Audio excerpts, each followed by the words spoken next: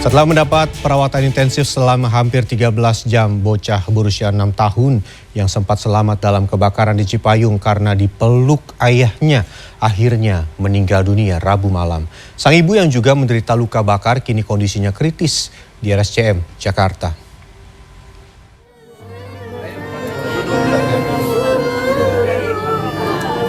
Isak tangis keluarga langsung pecah saat jenazah Ananda Sultan Syakil Aparel tiba di rumah duka di Jalan Masjid Al-Khair, Cilangkap, Cipayung, Jakarta Timur, Rabu malam. Bocah 6 tahun ini mengembuskan nafas terakhir pada Rabu sore karena menderita luka bakar yang cukup serius. Sultan Syakil Aparel sebelumnya mendapatkan perawatan intensif selama hampir 13 jam. Sultan merupakan korban kebakaran di rumahnya di Cilangkap, Cipayung, Jakarta Timur. Ia akhirnya menyusul sang ayah Syaiful yang sebelumnya meninggal dunia lebih dahulu saat kebakaran terjadi pada Rabu dini hari. Kebakaran di rumah korban terjadi sekitar pukul 3.30 pagi. Api diduga berasal dari hubungan pendek arus listrik di ruang keluarga. Warga sekitar sempat memecahkan kaca jendela rumah, berusaha menyelamatkan penghuni. Warga menemukan Syaiful dalam kondisi telungkup, berusaha melindungi Sultan dari kobaran api. Pegawai di perusahaan gas negara ini meregang nyawa setelah menderita luka bakar cukup serius.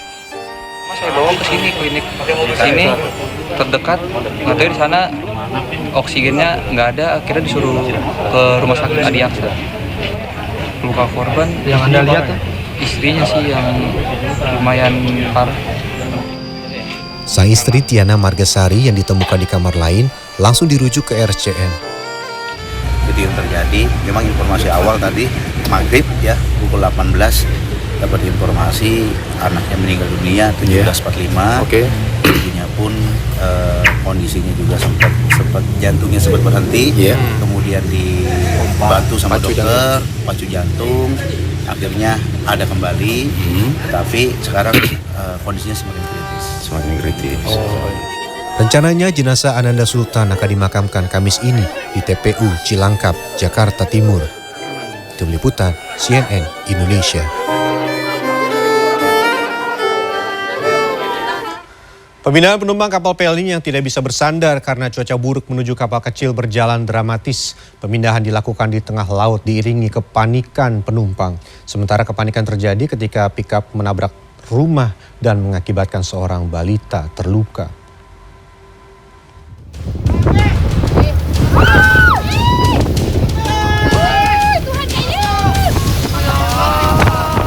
Sejumlah penumpang langsung histeris melihat proses evakuasi seorang anak yang diturunkan dari kapal perintis menuju kapal kecil di perairan sekitar Kecamatan Pulau Laut Rabu pagi.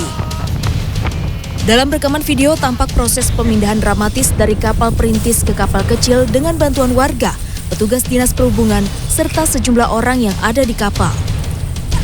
Sang anak dan penumpang lain selanjutnya diantar dengan kapal kecil ke dermaga warga yang ada di Kecamatan Pulau Laut. Saat dikonfirmasi pada Rabu siang, Kepala Urusan Operasi Pelni Cabang Tanjung Pinang menyebut, kapal perintis Sabuk Nusantara 80 yang mengangkut penumpang yang dipindahkan itu berangkat dari Selat Lampa Natuna tujuan Pulau Laut. Karena cuaca buruk, kapal tidak bisa bersandar di pelabuhan, sehingga sejumlah penumpang terpaksa diturunkan di laut dijemput kapal kecil. Nyaris, mungkin nyaris ya, kalau nyaris kan belum tentu jatuh. Iya. Mereka rata-rata penumpang itu pakai pompong. Terkait dengan pompong ya tetap kita anjurkan untuk keselamatan penumpang itu tetap utama ya. Kita utamakan untuk keselamatan penumpang.